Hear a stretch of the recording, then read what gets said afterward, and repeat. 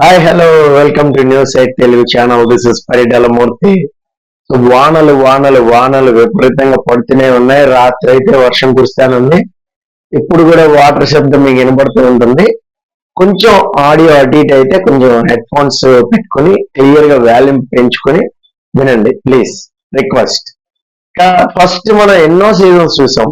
Season 8 ఇది, ఓటీటీతో కలిపితే season 9 అనుకోండి. సో బాగా అందరికీ కూడా కంటెస్టెంట్స్ గురించి, చాలా కంటెస్టెంట్స్ గురించి తెలుసుకున్నాం. ఎవరు రియల్, ఎవరు ఫేక్, ఎవరు గేమ్ ఆడుతున్నారు, ఎవరు జెన్యున్, ఎవరు కన్నింగ్, ఇవన్నీ కూడా క్లియర్ గా ఆడియన్స్ అజంప్షన్ చేయగలుగుతారు, అందులో డౌట్ లేదు. అయితే కొన్ని ఎపిసోడ్స్ లో మాత్రం ఎవరు రియల్ అంటే మ్యాడ్ ఎమోషన్ ఎవరిది, బ్యాడ్ ఎమోషన్ ఎవరిది, అనవసరంగా లేని విషయాన్ని ఫ్రస్ట్రేట్ అయిపోవడం ఎవరు, ఇలాంటి కొన్ని ఆన్ స్పాట్ లో ట్రిగ్గర్ అయిపోతూ ఉంటారు అనమాట. అలాంటిది మనం ఫేక్ రియల్ అని చెప్పలేని పరిస్థితి అయితే కొద్దిగా ఉంటుంది. సో ఎందుకంటే సోది లేకుండా స్ట్రైట్ గా పాయింట్ మాట్లాడేసుకుందాం మనం.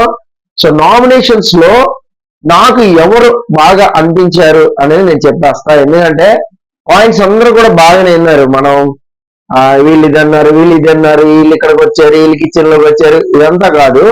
మనం అనాలిసిస్ చేసుకుందాం, డీటెయిల్ అనాలిసిస్. సో అందరూ చూసారు కూడా. ఆల్రెడీ ఇది లాస్ట్ నైట్ బిఫోరే నామినేషన్స్ గురించి మనం మాట్లాడేసుకున్నాం. ఆల్రెడీ రివ్యూ కూడా పెట్టేసా. ఇప్పుడు యాక్చువల్ గా హాఫ్ నుంచి టెలికాస్ట్ అనేది చేశారు. ఆ తర్వాత టాస్క్ కూడా అయిపోయింది. నిజానికి చెప్పాలంటే అది రేపటి ఎపిసోడ్ అనేది మనకి ఆల్రెడీ లైవ్ లో కూడా అయిపోయింది. రేపటి ప్రోమో అనేది వీళ్ళు ఏం టెలికాస్ట్ చేస్తున్నారో మనకైతే అర్థం కావట్లేదు. ఆల్రెడీ నేను దీని మీద ప్రీవియస్ వీడియో పెట్టాను చూడండి. ఆల్రెడీ అదంతా పెట్టేసాను లైవ్ లో జరిగింది ఏంటని. మిడ్ నైట్ డిస్కషన్స్ కూడా అయిపోయినాయి. అంటే అంత స్లో టెలికాస్టింగ్ ఉంది. ఎందుకంత స్లో టెలికాస్ట్ చేస్తారు స్ట్రీమింగ్ అనేది నాకైతే అర్థం కాదు. అలాంటప్పుడు లైవ్ స్ట్రీమింగ్ ఆపుకోవచ్చు కదా, దాన్ని మ్యాచ్ చేసుకోవచ్చు కదా. ఇది సింక్ అయ్యేటప్పుడు అది సింక్ అయ్యేలా చేసుకోవచ్చు. వాళ్ళ దగ్గరే ఉంది. అన్నెసరీగా ల్యాగ్ చేసుకోవచ్చు. కిచెన్ లోది అది ఇది ల్యాగ్ చేసుకుని ఆ టెలికాస్ట్ అది సింక్ చేసుకోవచ్చు. సో మరి ఎందుకు అది చేయరు? ఎప్పటి నుంచో అలాగే ఉంటుంది అది. ఆదిత్యం చక్కటి పాయింట్స్ చెప్పాడని నాకు అనిపించింది. నామినేషన్ లో హౌస్ వర్క్ గురించి అయితే మాట్లాడాడు, అది కొంచెం బాగుంది. విష్ణుప్రియ, అభయ్ నవీన్ కూడా క్లారిటీ అనేది ఇచ్చారు మణిగంటకి. సో మనీకి అభయ్ అయితే గట్టిగానే ఇచ్చేసాడు. ఫస్ట్ డే ఏదైతే తన ఎమోషన్ ఉందో ఆ ఎమోషన్ కి బరస్ట్ కి కారణంతో ఒక పర్ఫెక్ట్ ఎగ్జాంపుల్ చెప్తూ, నేను వచ్చాను నీ దగ్గరికి బట్ అయినా కూడా నువ్వు అదే మూడ్ లో ఉన్నావు సెకండ్ టైం కూడా అనే ఒక పాయింట్ అయితే తీసుకున్నాడు. దీని మీద నేను స్పెషల్ వీడియో కూడా చేశాను.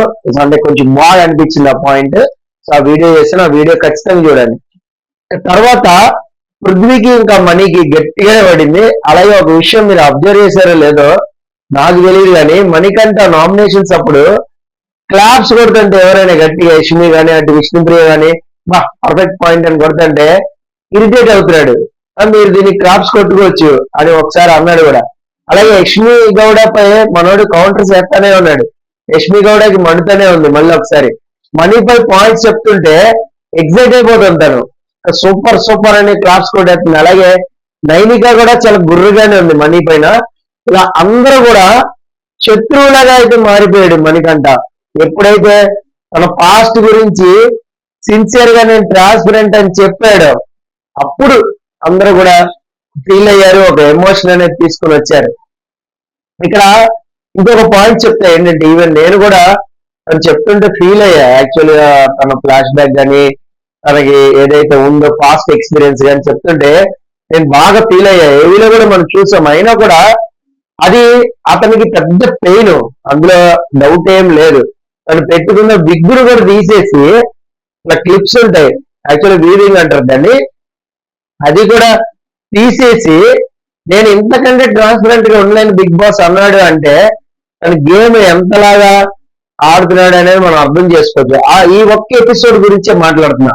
మిగతాదంతా వదిలేద్దాం. తను నస పెట్టింది, కౌంటర్ అటాక్ వేసింది, యాటిట్యూడ్ చూపెట్టింది, ఇదంతా వదిలేద్దాం. ఈ ఒక్క ఎపిసోడ్ మాత్రం ట్రాన్స్పరెంట్ గా ఉన్నాడు అని నిరూపించుకునే ప్రయత్నం అయితే చేశాడు.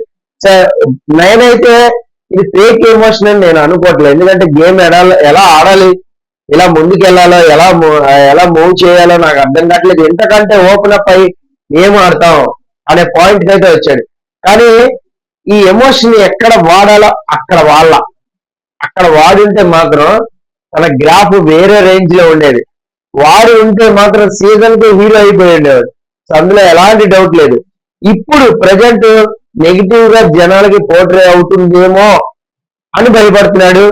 అలాగే ఫస్ట్ వీక్ నేను వెళ్ళిపోతానేమో అనే విషయంలో కూడా భయపడుతున్నాడు. అదే అతన్ని ఇంకా ఎక్కువ బాధిస్తుంది. వాళ్ళు అన్న మాటలు కాదు, వాళ్ళు ట్రిగ్గర్ చేసిన పాయింట్ కాదు.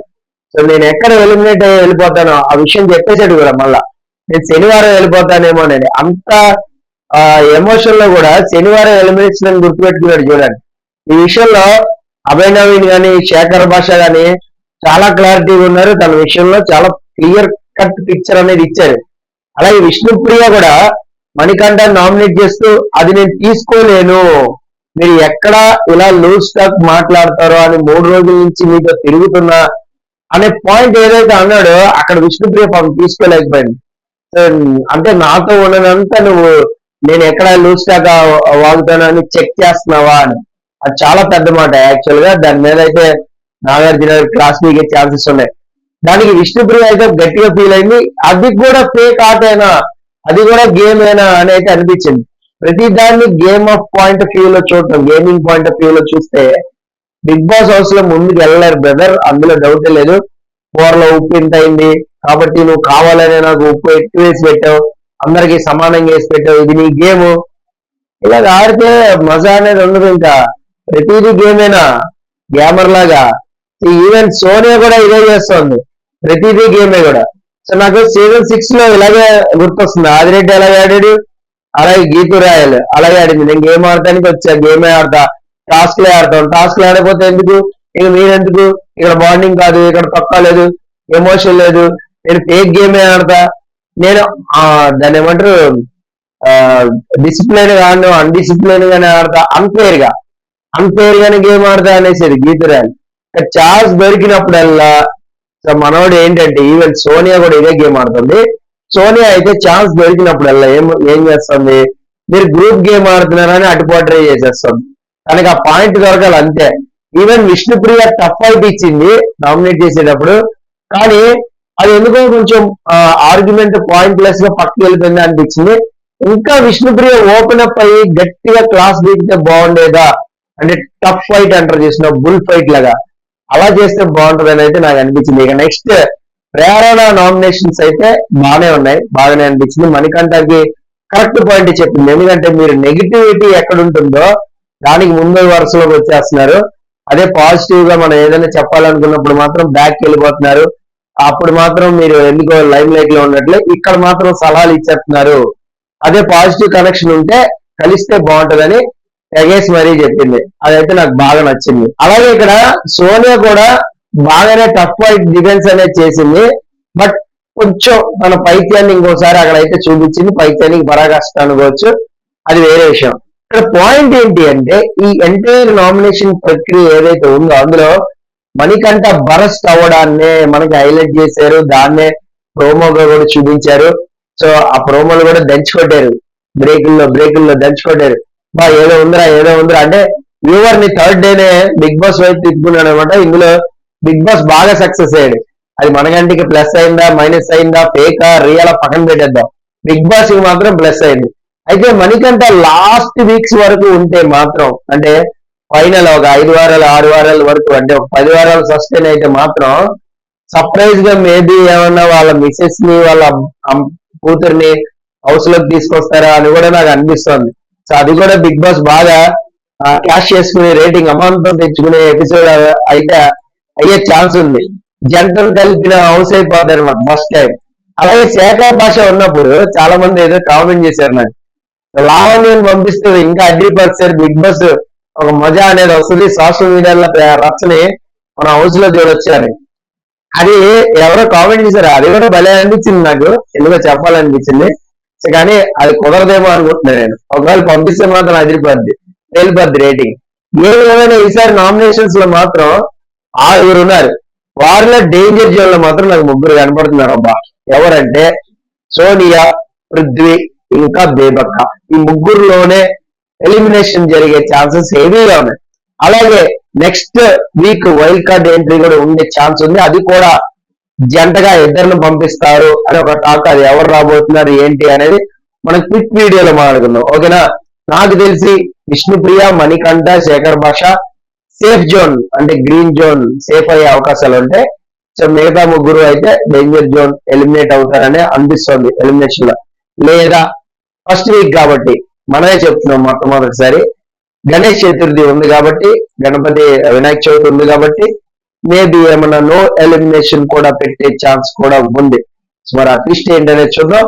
సో నెక్స్ట్ వీడియో కూడా వస్తుంది, అది కూడా చూడండి. This is Paritala Murthy signing off. By by.